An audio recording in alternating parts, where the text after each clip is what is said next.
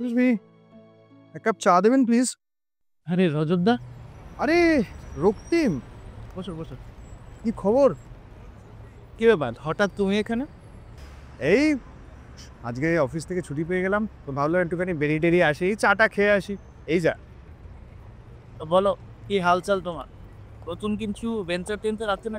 আরে ওই কালকে রাত্রিবেলা সোশ্যাল মিডিয়াতে একটা ডকুমেন্টারি দেখছিলাম ওই পিলাকের ওপর। বেশ ভালো লাগলো ডকুমেন্টারিটা।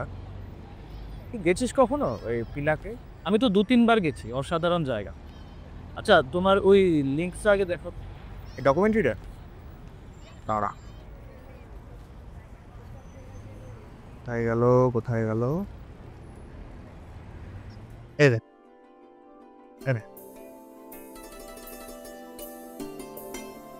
ত্রিপুরার অপরূপ প্রকৃতির মধ্যে লুকিয়ে আছে এক রহস্যময় ঐতিহাসিক স্থান, পিলাক। এটি এক সময় ছিল এক সমৃদ্ধ সভ্যতার কেন্দ্র, যেখানে হিন্দু ও বৌদ্ধ সংস্কৃতির অপূর্ব মিশ্রণ ঘটেছিল। আজও এর প্রত্নতাত্ত্বিক নিদর্শন আমাদের সেই স্বর্ণযুগের কথা মনে করিয়ে দেয়। পিলাকের ইতিহাস 8ম থেকে দ্বাদশ শতকের মধ্যে বিস্তৃত। এখানকার টেরাকোটা ফলক, পাথরের মূর্তি ও স্তূপগুলি বাংলার পাল ও সেন বংশের শিল্পশৈলী বহন করে। একই সঙ্গে দক্ষিণ পূর্ব এশিয়ার শিল্প ও সংস্কৃতির প্রভাবও স্পষ্টভাবে লক্ষ্য করা যায়। মেঘলি,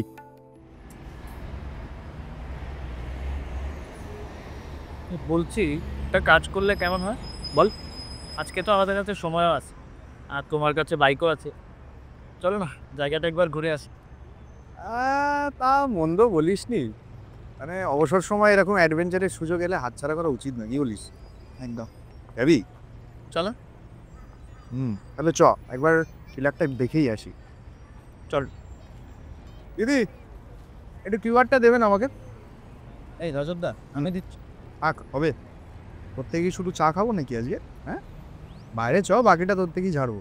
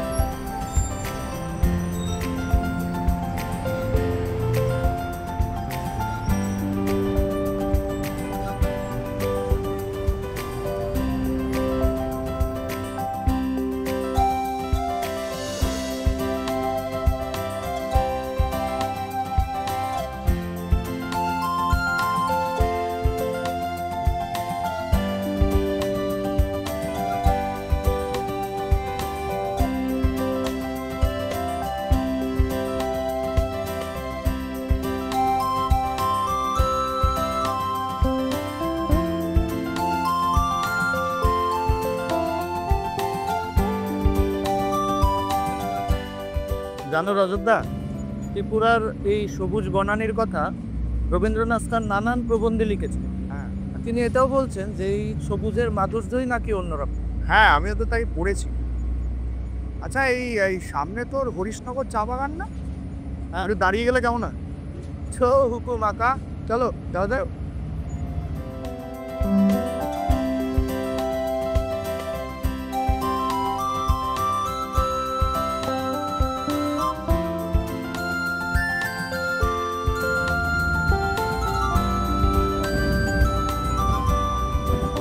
ত্রিপুরার বিস্তীর্ণ সবুজের মাঝে লুকিয়ে আছে এক মনোরম স্থান, হরিশনগর চা বাগান। প্রকৃতির অপার সৌন্দর্যের মধ্যে ছড়িয়ে থাকা এ বাগান কেবল এক নিছক কৃষিক্ষেত্র নয়, এটি রাজ্যের অর্থনীতি ও সংস্কৃতির অবিচ্ছেদ্য অংশ। ত্রিপুরা ভারতের অন্যতম চা উৎপাদক রাজ্য, আর হরিশনগর চা বাগান এ ঐতিহ্যের এক গুরুত্বপূর্ণ অধ্যায়। ত্রিপুরার এই চা কেবল স্থানীয় বাজারেই নয়, দেশের বিভিন্ন রাজ্যে ও আন্তর্জাতিক বাজারেও রপ্তানি করা হয়।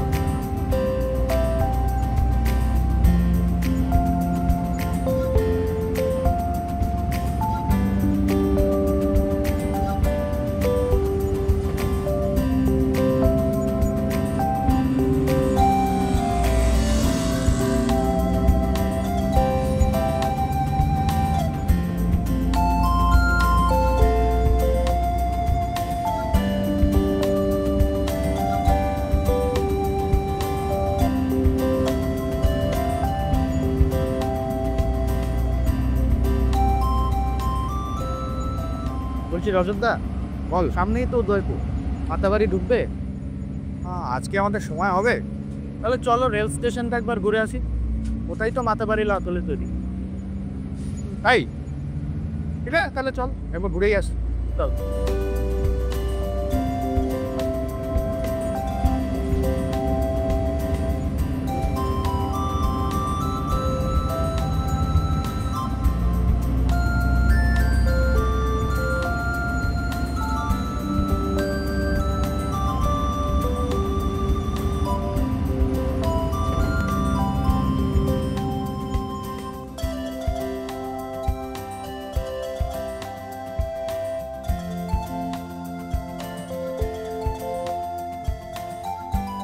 ত্রিপুরা যোগাযোগ ব্যবস্থায় রেলপথের গুরুত্ব অপরিসীম। একসময় যেখানে সড়কপথই ছিল প্রধান ভরসা, সেখানে আজ রেলপথ যুক্ত হয়ে ত্রিপুরার অন্যতম পর্যটন কেন্দ্র উদয়পুরের সঙ্গে দেশের অন্যান্য অংশের সংযোগ আরও সুদৃঢ় করেছে। উন্নত পরিকাঠামো ও আধুনিক প্রযুক্তির সংযোজনে উদয়পুর রেল স্টেশন শুধু একটি পরিবহন কেন্দ্র নয়, এটি রাজ্যের অর্থনৈতিক ও পর্যটন শিল্পকে আরও এগিয়ে নিয়ে যাচ্ছে। এই স্টেশন প্রতিদিন শত শত মানুষের যাত্রার সাক্ষী। পর্যটক, ব্যবসায়ী, শিক্ষার্থী সবাই আজ এই নতুন রেলপথের সুবিধা পাচ্ছেন, যা ত্রিপুরার অন্যান্য শহর ও ভারতের মূল ভূখণ্ডের সঙ্গে সংযোগ স্থাপন করছে। মাতাবাড়ির আদলে তৈরি উদয়পুর রেল স্টেশন এটি শুধু একটি স্টেশন নয়, এটি একটি নতুন ভবিষ্যতের প্রতীক। এটি মানুষের জীবনকে সহজতর করছে, স্বপ্ন পূরণের পথকে সংক্ষিপ্ত করছে, আর ত্রিপুরাকে আরও উজ্জ্বল এক আগামী দিনের দিকে এগিয়ে নিয়ে যাচ্ছে। আর এখান থেকে পিলাকার কত দূর? এই তো কতক্ষণ? আধ ঘন্টার মতো লাগবে যেতে। আধ ঘন্টা।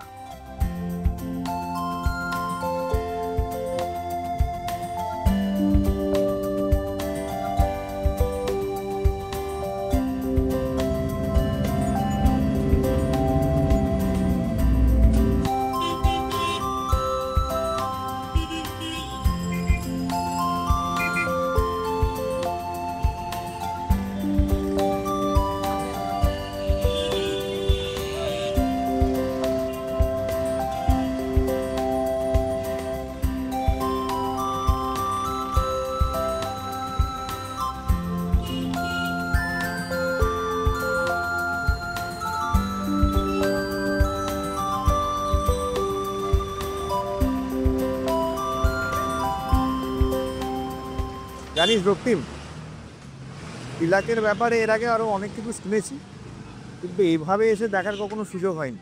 এর ইতিহাস শুনলে সত্যি অবাক হতে হয়, জানিস। আমিও তো। এত পুরনো হিন্দু ও বৌদ্ধ মন্দিরের একসাথে উপস্থিতি, এটা খুবই বিরল। কিন্তু পিলাকের টেরাকোটার যে ফলকগুলো সেগুলোর কথা মনে পড়লে বাংলার বিশিষ্ট মন্দিরগুলোর কথা মনে পড়ে। কিন্তু এই ফলকগুলো পিলাকের আরো অনেক বেশি পুরনো, প্রায় সপ্তম থেকে দশম শতাব্দীর মধ্যে। হ্যাঁ, তোমাকে দেখলেই বোঝা যায় যে তুমি কতটা উত্তেজিত। আচ্ছা, এখানকার ফলকগুলোতে নাকি রামায়ণ, পুরাণ আর বৌদ্ধ জাদুর কিছু কাহিনী ফুটে উঠেছে। অ্যাবসলিউটলি, মানে তুই ভাবতে পারছিস, একই সাথে রাম, লক্ষ্মণ, হনুমান, আবার বৌদ্ধের বজ্রধর, তারা, মারিচি এদের মূর্তিও রয়েছে। মানে এক কথা একেবারে অনন্য মিশ্রণ।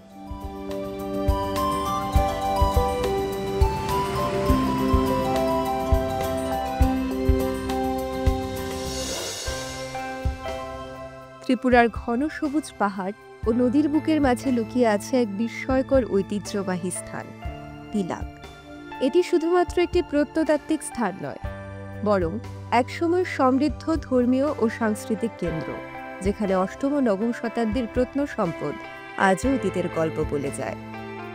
আগরতলা থেকে ১১৪ কিলোমিটার দূরে অবস্থিত এই স্থান একসময় বৌদ্ধ ও হিন্দু উভয় ধর্মের মিলনস্থল ছিল। আসলে পিলাক আমাদের কাছে একটি আবেগের নাম, আমাদের ভালোবাসার নাম।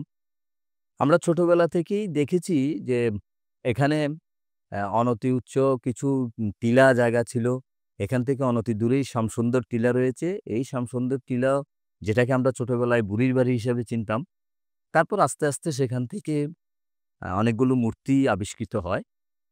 তো এই জায়গাগুলো আহ, খোঁড়ার পর, খনন করার পর আমাদের কাছে একেবারে সম্পূর্ণ একটা নতুন রাজ্য আবিষ্কৃত হয়েছে। আমাদের আস্তে আস্তে এখানকার অনেক পর্যটকের ভিড় হয়। বিশেষ করে শীতের মরশুমে প্রচুর পরিমাণে পর্যটক আসে। তাছাড়া সারা বছর ধরেই দেশি এবং বিদেশ থেকেও অনেক পর্যটকরাই আসেন, আমরা দেখি।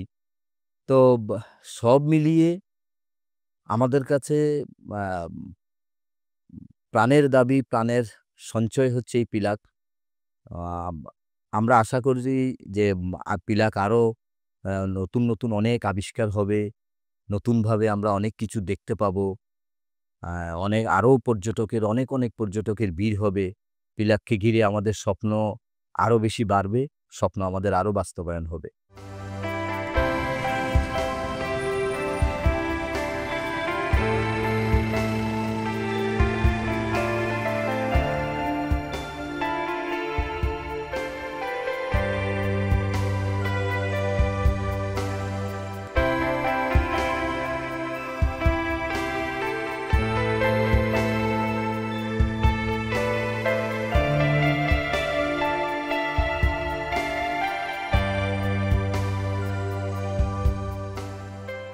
এখানে পাওয়া গেছে টেরাকোটা মন্দির ফলক, পাথরের খোদাই করা চিত্র এবং স্তূপের ধ্বংসাবশেষ। পিলাকের পাশ দিয়ে বয়ে গেছে এক পাহাড়ি জলধারা, যা পরিচিত পিলাক স্ট্রিম নামে, যা এর প্রাকৃতিক সৌন্দর্যকে আরও বাড়িয়ে তুলেছে। এ অঞ্চলের প্রত্নতাত্ত্বিক খনন কার্য থেকে যে মূল্যবান নিদর্শনগুলো পাওয়া গেছে তার মধ্যে অন্যতম নবম শতাব্দীর বিশাল আকৃতির অবলোকিতেশ্বর মূর্তি, দ্বাদশ শতাব্দীর নৃসিংহ মূর্তি, গণেশ, দুর্গা ও সূর্যদেবের প্রতিমা, একটি 10 ফুট উচ্চতার সূর্যদেবের মূর্তি যেখানে তিনি পদ্ম ধরে আছেন, কিন্নরদের টেরাকোটা মূর্তি। এই স্থান থেকে প্রাপ্ত দুটি ব্রোঞ্জের বুদ্ধ মূর্তিও ইতিহাসের এক গুরুত্বপূর্ণ নিদর্শন।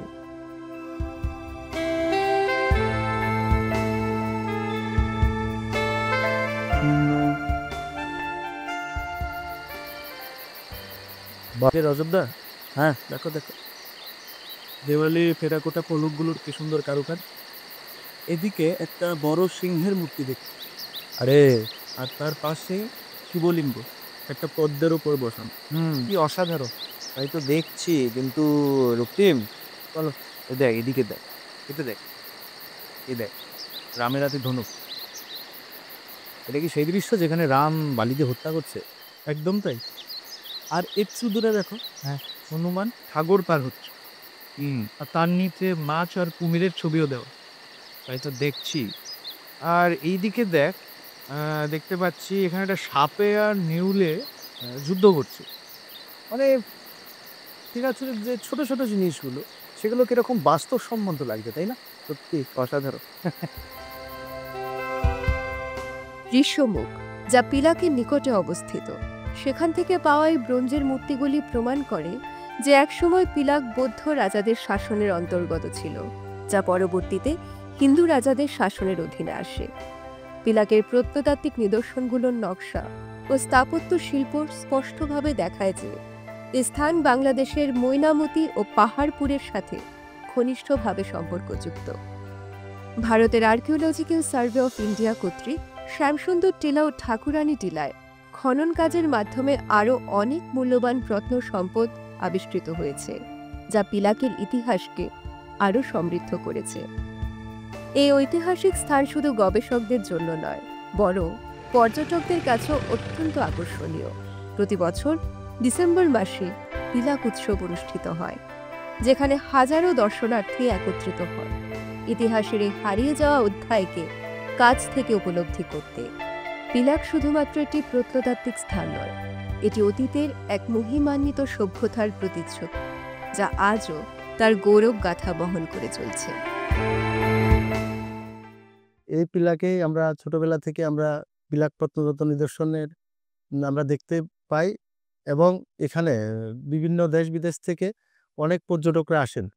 ওনারা এসে এখানে আমাদের যে টেরাকোটার যে মূর্তিগুলো, ওগুলোকে দেখে ওনারা অনেক কিছু ওনারা জ্ঞান অর্জন করে থাকেন। এই পিলাক নিয়ে ওনারা অনেকেই বাইরে থেকে আসেন, এসে ওনারা পিলাক সম্বন্ধে অনেক কিছু জানতে চেষ্টা করেন। পিলাক নামটা আমরা যতটুকু জানি, এই পর্যটন ক্ষেত্রে এটা অনেক দূর পিছিয়ে রয়েছে। আমরা ট্যুরিজম ডিপার্টমেন্ট বলুন বা আমাদের আর্কিওলজি ডিপার্টমেন্ট বলুন, ওনাদের প্রচেষ্টা আমাদের এখানে যে মিউজিয়ামটা রয়েছে এটা কিন্তু পিলাকের তুলনায় এটা অনেক ছোট। এটা যদি আরেকটু যদি বড় সড়ে করা হতো, এবং এখানে গত ১-১.৫ বছর আগে এখানে আমাদের একটা গেট করার কথা ছিল, যাতে মানুষ যাতে বুঝতে পারে যে এখানে পিলাক যে প্রত্নতত্ত্ব নিদর্শনটা, এটা হাইওয়ে থেকে আসার পরে একটা গেট করার কথা ছিল। এটা যদি করা হতো তাহলে অনেক ভালো হতো। ১৯২৭ সালে প্রথম প্রত্নতাত্ত্বিক অনুসন্ধানের মাধ্যমে আবিষ্কৃত হয় পিলাকের প্রাচীন নিদর্শন। গবেষকদের মতে এটি একসময় সামতট রাজ্যের অংশ ছিল, যা বর্তমান বাংলাদেশ ও ত্রিপুরার মধ্যে বিস্তৃত ছিল। এই অঞ্চলে প্রত্নতাত্ত্বিক খনন কার্য থেকে পাওয়া গেছে অসংখ্য গুরুত্বপূর্ণ নিদর্শন, যার মধ্যে রয়েছে বৌদ্ধ স্তূপ ও বিহার, যা পাল ও সেন যুগের স্থাপত্য শৈলীর সঙ্গে সামঞ্জস্যপূর্ণ। বালি পাথরে নির্মিত দাঁড়িয়ে থাকা ও বসে থাকা বুদ্ধ মূর্তি, বজ্রযান বৌদ্ধ ধর্মের দেবদেবীর ভাস্কর্য, যা এই অঞ্চলের তান্ত্রিক বৌদ্ধ ধর্মের প্রভাব নির্দেশ করে, বিষ্ণু, লক্ষ্মী ও অন্যান্য হিন্দু দেবদেবীর প্রতিমা, যা হিন্দু ও বৌদ্ধ সম্প্রদায়ের সহাবস্থানের প্রমাণ দেয়।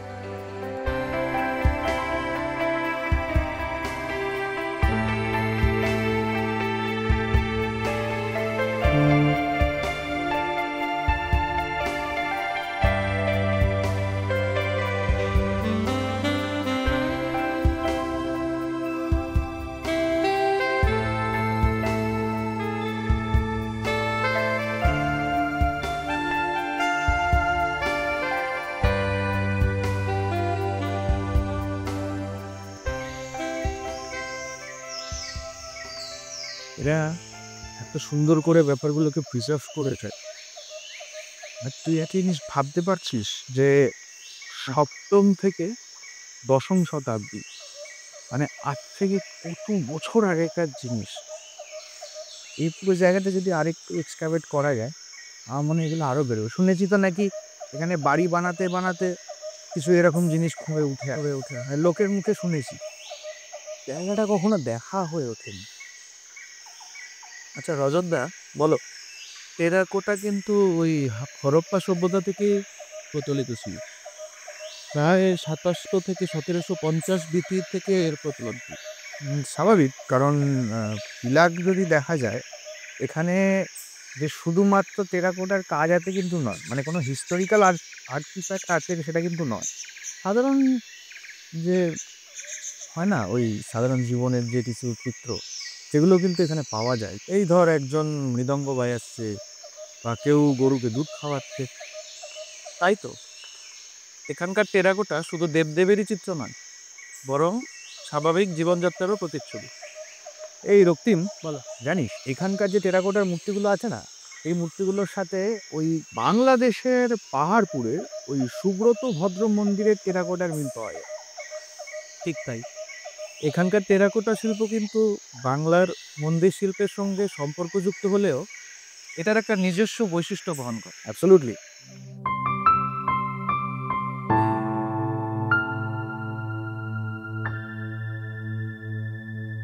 পিলাকের ইতিহাস প্রায় 1000 বছরেরও বেশি পুরনো। পিলাকে যে নিদর্শনগুলো পাওয়া গেছে সেগুলো খ্রিস্টীয় নবম দশম বা তারও কিছুটা আগের এবং পরের হতে পারে। পিলাকে নির্দিষ্ট কোনো লেখা তেমন পাওয়া যায়নি, তাই সাম্রাজ্যের সঠিক বয়স সেটা নির্ধারণ করা সম্ভবপর নয়। ত্রিপুরার প্রতিবেশী আমাদের যে দেশ রয়েছে বাংলাদেশ, বাংলাদেশের কুমিল্লাতেও এই ধরনের কিছু প্যাগোডা মূর্তি পাওয়া গেছে। তৎসঙ্গে আমাদের আগরতলার কাছে বিশালগড়েও কিছু পাওয়া গেছে। তো সেই জায়গায় আমাদের যে পিলাকের যে প্যাগোডাগুলো রয়েছে, এই তিনটার মধ্যে একটা বৈশিষ্ট্যের মধ্যে মিল রয়েছে। এখান থেকে আমরা অনেকেই ধারণা করতে পারে যে এটা চাঁদ সওদাগরের বাড়ি ছিল এমন একটা মানুষ বলে, বা পুরনো লোক যারা ছিলেন ওনারা বলে। তো কুমিল্লায় যে প্যাগোডাটা পাওয়া গেছে সেখানে একটা পিলা শব্দ বলে একটা শব্দ রয়েছে। আমাদের ত্রিপুরা রাজ্যের বিশালগড়ে বা পিলাক প্রত্নতাত্ত্বিক নিদর্শন, এখানে কোনো লেখা পাওয়া যায় না। এই কুমিল্লাতে যে পিলা শব্দটা পাওয়া গেছে, গবেষকরা মনে করে এই পিলা থেকেই পিলার নামটা তৈরি হয়েছে, এমন একটা ধারণা করা হচ্ছে। আজকের যে অবস্থান রয়েছে বিভিন্ন সূর্যমূর্তি থেকে বা বিভিন্ন খোদাই করা যে আমরা যে একটা দালান বাড়ির মতো যে একটা স্ট্রাকচার আমরা দেখতে পাচ্ছি, সেটা কিন্তু তখন ছিল না। সেটা একটা দীর্ঘ মাটির স্তূপের মতো ছিল বা সুউচ্চ টিলার মতো একটা অংশ ছিল। সেটা কেরল থেকে বা বিভিন্ন আইজল থেকে বিভিন্ন আর্কিওলজিক্যাল সার্ভে অফ ইন্ডিয়ার বিভিন্ন অফিসাররা এসে পরীক্ষা নিরীক্ষার পরে এখানকার স্থানীয় লোক এবং প্রশাসনের সাহায্য নিয়ে বা ওনাদের ডিপার্টমেন্টের যে নিয়ম রয়েছে সেই নিয়মের মাধ্যমে খনন কার্যের পরে আজকের এই অবস্থানটা পাওয়া গেছে। পিলাকের নিদর্শনগুলোতে স্পষ্টভাবে দেখা যায় যে এটি শুধু বৌদ্ধ ধর্মের নয়, বরং একটি ধর্মীয় ও সাংস্কৃতিক মিলন কেন্দ্র ছিল। এখানে বৌদ্ধ ও হিন্দু উভয় ধর্মের প্রভাব সুস্পষ্ট। গবেষকদের মতে পিলাকের স্থাপত্য রীতি পাল যুগের বাংলা মৈনামতি ও পাহাড়পুর বিহারের সাথে সাদৃশ্যপূর্ণ। এটি প্রমাণ করে যে পিলাক শুধু স্থানীয় সংস্কৃতির প্রতিফলন নয়, বরং তা সমগ্র উত্তর পূর্ব ভারত ও পূর্ববঙ্গের শিল্পধারার সঙ্গে সংযুক্ত। পিলাকের সবচেয়ে আকর্ষণীয় নিদর্শনগুলোর মধ্যে অন্যতম হল বালি পাথরে খোদাই করা বৌদ্ধ মূর্তি, যা নবম দশম শতাব্দীর বলে ধারণা করা হয়। অভয় মুদ্রায় বুদ্ধ, শান্তি ও নির্ভয়তার প্রতীক। ধ্যান মুদ্রায় বুদ্ধ, গভীর ধ্যানের অবস্থায় চিত্রিত। বজ্রযান দেবী বজ্র বরাহী, বজ্রযান তান্ত্রিক বৌদ্ধ ধর্মের অন্যতম গুরুত্বপূর্ণ দেবী। কলা ভৈরব, যিনি হিন্দু ও বৌদ্ধ উভয় বিশ্বাসে ভয় ও ধ্বংসের প্রতীক। পিলাক থেকে পাওয়া উৎকীর্ণ টেরাকোটা শিলগুলিতে খুব ছোট আকৃতির বৌদ্ধ স্তূপের চিত্র দেখা যায়। ত্রিপুরায় স্তূপের পরিবর্তে এই শিলগুলি পূজিত হয়। এখানে পাওয়া একটি কোণাকৃতি পাথরের ফলকে অষ্টম শতাব্দীর এক বুদ্ধ মূর্তির চিত্র উৎকীর্ণ হয়েছে, যেখানে বুদ্ধকে দাঁড়ানো অবস্থায় দেখানো হয়েছে। মূর্তিটির একটি অংশে কেবলমাত্র ডান হাত দৃশ্যমান, আর বাম হাত পোশাকের সীমানা ধরে রেখেছে। মাথার উপরে একটি উষ্ণিস অর্থাৎ তিনমাত্রিক ওভাল আকৃতি খোদিত রয়েছে, যা ঘন কুঁচকানো চুলের শৈলীতে তৈরি। ফলকের বাম পাশে একটি ক্ষুদ্র স্তূপও খোদাই করা আছে। সম্প্রতি সুন্দরী টিলা থেকে পাওয়া একটি নতুন আবিষ্কার হল একাদশ শতাব্দীর একটি স্তূপ, যার স্থাপত্য শৈলী বাংলার পাল শাসকদের শৈলীর সঙ্গে সাদৃশ্যপূর্ণ। পিলাক থেকে পাওয়া গেছে অষ্টম নবম শতাব্দীর ব্রোঞ্জের তৈরি মূর্তিসমূহ, যার মধ্যে রয়েছে ধ্যানী বুদ্ধ রত্ন সম্ভব, পঞ্চিকা ও হরিতি, সম্পদ ও সুস্থতার প্রতীক, তারা দেবী, বজ্রযান বৌদ্ধ ধর্মের দয়ালু দেবী, যিনি সকলকে মুক্তিদান করেন। পিলাকের প্রত্নতাত্ত্বিক নিদর্শন সংরক্ষণের জন্য আরও পদক্ষেপ গ্রহণ করা জরুরি, না হলে সময়ের সাথে সাথে এই অমূল্য সম্পদ হারিয়ে যাবে। বর্তমানে পিলাকের অনেক প্রত্নতাত্ত্বিক নিদর্শন সংরক্ষিত আছে ত্রিপুরা রাজ্য সংগ্রহশালায়। তবে পিলাকের মূল স্থানটি সংরক্ষণের প্রয়োজনীয়তা রয়েছে, যাতে ভবিষ্যৎ প্রজন্ম এর ঐতিহাসিক গুরুত্ব অনুধাবন করতে পারে। প্রথমে পিলাকে বৌদ্ধ ধর্মের প্রসার ঘটেছিল। হয়তো অবিভক্ত বাংলাতে তখন পাল সাম্রাজ্যের বিস্তার ছিল। তারপরে সেন সাম্রাজ্য প্রতিষ্ঠিত হলে এখানে হিন্দু ধর্মের প্রচার প্রসার ঘটে এবং পিলাকের বিভিন্ন ইটের কারুকার্য বা বিভিন্ন দেওয়ালের যে কারুকার্য, এগুলি থেকে বোঝা যায় এখানে সভ্যতা খুব, ওই সময়ের সভ্যতা খুব উন্নত মানের সভ্যতা ছিল। সভ্যতার আরেকটি প্রতীক আমরা দেখতে পাই, যা অষ্টম শতাব্দীর মা রাজরাজেশ্বরী দেবীর অনন্য পরিচয়। মানবসৃষ্ট ভাস্কর্যটি উত্তর পূর্বাঞ্চলে ত্রিপুরা রাজ্যের দক্ষিণ ত্রিপুরা জেলার মুহুরীপুর গ্রামে অবস্থিত। যে টিলাভূমিতে রাজরাজেশ্বরী মন্দিরটি রয়েছে, ওই টিলাকে আগে রাজার টিলা বলা হতো। বার্মা থেকে ফিরে আসার পর হরানন্দগিরি মহারাজ আনুমানিক 1931 সালে মন্দিরটি প্রতিষ্ঠা করেন। বিশেষজ্ঞদের মতে এই দেবতারা সে যুগে হিন্দু ও বৌদ্ধ ধর্মের মিশ্র সংস্কৃতির ফসল। এই রাজরাজেশ্বরী মূর্তিটির উচ্চতা প্রায় 7 ফুট এবং ওজন প্রায় 1000 কেজি। ভারতের একটি দীর্ঘ সাংস্কৃতিক ঐতিহ্য, সহনশীলতা এবং ভ্রাতৃত্ব রয়েছে, যা তাকে বিভিন্ন ধর্ম, ঐতিহ্য এবং মূল্যবোধের মূর্তিতে পরিণত করে। আজকের দিনটা সত্যি অসাধারণ ছিল। ইতিহাসের এত পুরনো নিদর্শনগুলো ঘুরতে ঘুরতে যেন একটা টাইম ট্রাভেলের অভিজ্ঞতা হয়ে গেল আমাদের। ঠিকই বলেছিস রক্তিম, ত্রিপুরাতে যে এত প্রত্নতাত্ত্বিক নিদর্শন আছে, সেটা ত্রিপুরাতে না আসলে জানতেই পারতাম না। যদি আমরা এই জায়গাটাকে একটুখানি সংরক্ষণ করতে পারতাম না, তাহলে সারা পৃথিবীর কাছে এই জায়গাটা অনেকটা বেশি পপুলার হয়ে উঠত। একদম ঠিক। আসলে আমাদের নিজেদেরই এগিয়ে এসে এই সংস্কৃতিটাকে বিশ্ব দরবারে তুলে ধরতে হবে। ঠিক বলেছিস রক্তিম, চল এবার ফেরার পালা। চল, তবে এই পিলাক ভ্রমণের স্মৃতিটা সারা জীবন অমর হয়ে থাকবে। একদম, চল বেরোই, চল।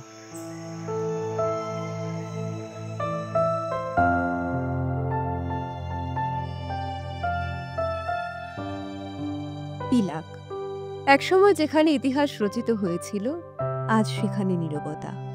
কিন্তু তার ধূলিসাৎ স্তূপ, ধ্বংসপ্রাপ্ত মূর্তি ও ভাস্কর্য আমাদের বলে যায় এক হারিয়ে যাওয়ার সময়ের কথা।